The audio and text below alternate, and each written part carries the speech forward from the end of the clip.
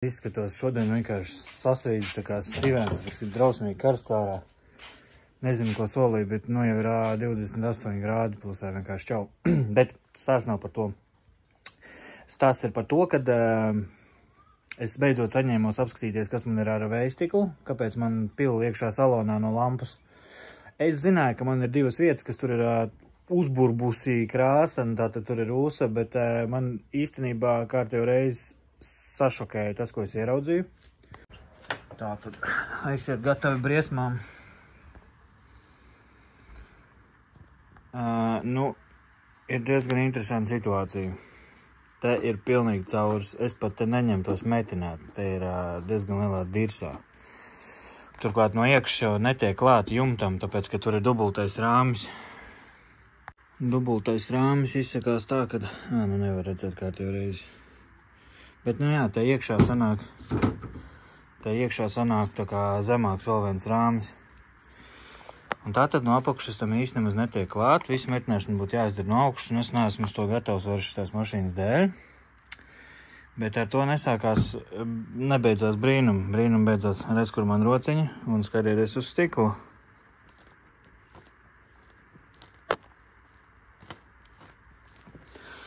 No šejienes līdz šejienei stikls ir vaļā. Un es galvenais, ka pataustīju, tur ir metāls. Tātad viņš ir vienkārši nekvalitatīvi pielīmēts, tas stikls. Visur citur viņš ir klāt. Šeit viņš ir vaļā. Un rūsa nav izgājusi pa apakšu līmēji. Viņš ir vienkārši atlipis. Labi, man atkal ar putekļu sūcēju te viss ir jāiztīra, lai visu redzētu. Bet ko es darīšu? Es šo vietu pašlaik apstrādāšu, jo, kā jau es teicu, 2-3 gadi maksimums ir braukšanā ar šo mašīnu, ņemot vērā šādas vietas. Un pa to laiku es atradīšu vienkārši kaut kādu Vācijā vai kur šito trešo Voyageru, kurš ir nesapuvis. Bet ar šo, ko es darīšu? Es pašlaik šeit visu iztīrīšu kārtīgi, maksimāli, cik varu. Izsmērēšu ar kaut kādu rūsas pārveidotāju grunti, kaut ko tādu, vēl ar kaut kādu ķepīgu krāsu, nezinu. Droši vien arī šeit kaut kādu gabalu uz leju vēl. Tad es šitās vietas visas apslīpēšu, šīs te vietas es aizšpaktelēšu ciet, droši vien no sākuma sabāzīšu bišķiņš pakteli iekšā, lai ir pamats, tad aizšpaktelēšu ciet, izlīdzināšu visu, lai izskatās vienāds. Pēc tam parādīšu, kur man palika. Tātad pēc tam, kad es būšu šeit visu apstrādājis, te gar malu ies karbona lente. Es viņu ķipa iegādājos, viņa tā kā domāta ar kameru. Protams, bišķiņ smaidu par to, bet ok. Karbona lente. Droši vien viņa neies līdz pašai maliņai, lai viņai nav tieksme lipt vaļā. Šitāda josla ies pāri karbona lente. Es te visu smuki apstrādāšu, attaukošu. Šits varbūt būs arī nogruntēts. Varbūt pēc Evas pat jāizbrauc. Nu, es izdomāšu. Te ies karbona lente. Un pēc karbona lentes man ir nopirkta šitāda te lenta,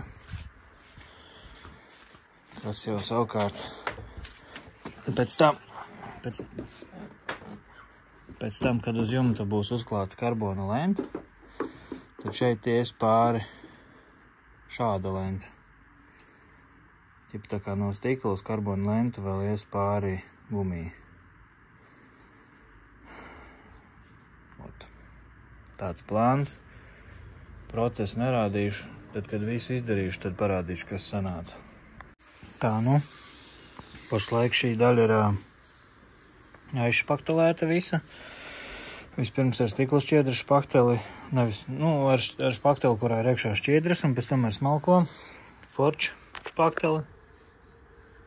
Tāds alumīnija krāsā, ar ko es arī iepriekš kas sev krāsoju.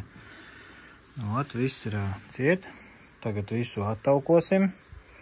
Karbona lentu klāju pāri. Tad pildīšu šito visu ciet ar molding līmi.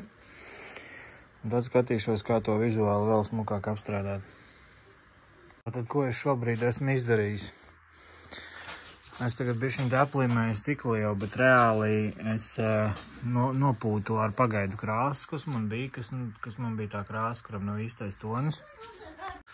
Tātad, jā, paņēmu visu to daļu, izslīpēju, izšpaktelēju, visu gropi iztīrīju, attaukoju, piepildīju ar logu līmi. Nu, bišķiņ noslinkoju ar filmēšanu. Tagad es reāli visu nolīmēšu, notīrīšu un šodien aizbraucu nopirku lāku, krāsu, īsto šoreiz citā krāsu veikalā, piemeklēju tiešām krāsu, kas atbilst beidzot mana kuzela krāsai. Nopirku mazo krāsojamo pistolīti, lai te nelidot pa garāžu apkārt, krāsa nevajadzīgi cietinātājs lakai, tā kā šito te paņemšu visu, tagad attaukošu, smuku notīrīšu, tālāk nolīmēšu ar plēvi, lai no šejienes pūšot šeit nopūšās, bet tur viss nesačakarējās. Tā, nu ko, nopakojas es te visu esmu baigi, nopūtu jau pirmo kārtu. Te redz kaut kādas grumbas visādā ēnojumā, bet tā kopumā izskatās tīri ok. Nopūtīšu vēl vienu kārtu ar krāsu un tad ar laku pāri. Un tad, cerams, mana problēma ar tekošo jumtu būs atrisināta vienreiz un pa visām reizēm, vismaz uz gadu 2. Un es varēšu nesatraukties par ūdens visiem lietiem, ka viņi man līs uz kājām. Un arī sausums cits būs salonā. Un viss būs baigi labi. Tā kā mans vakars garāžā ievelkās, nu jau bišķiņ naksniņā. Neko nevar darīt, jāmučī. Ko, šobrīd viss izskatās šādi.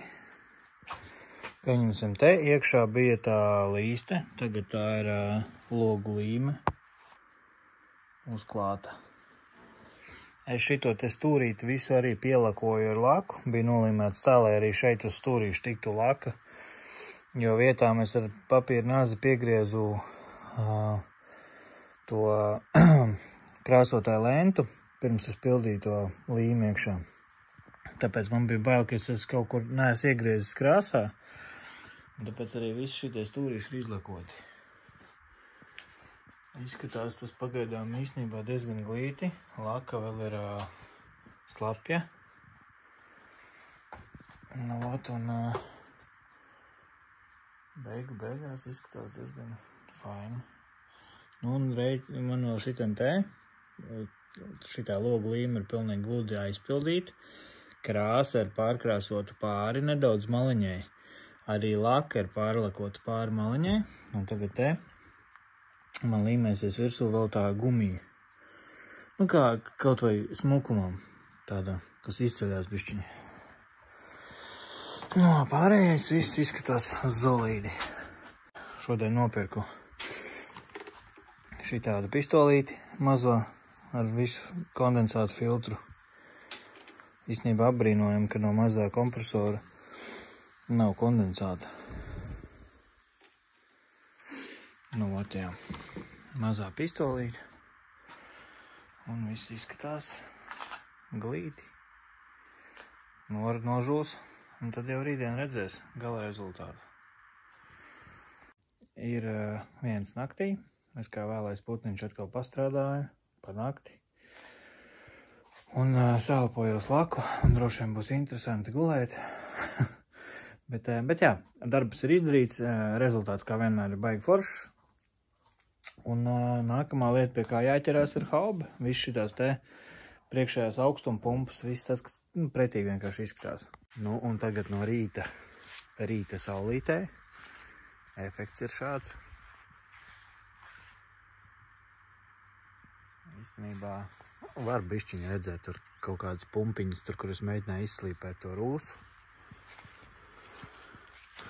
Bet, jā, efektiņš ir. Viss spīd un laistās. Smuki saklājusies, uzklājusies laka. Viss glīti.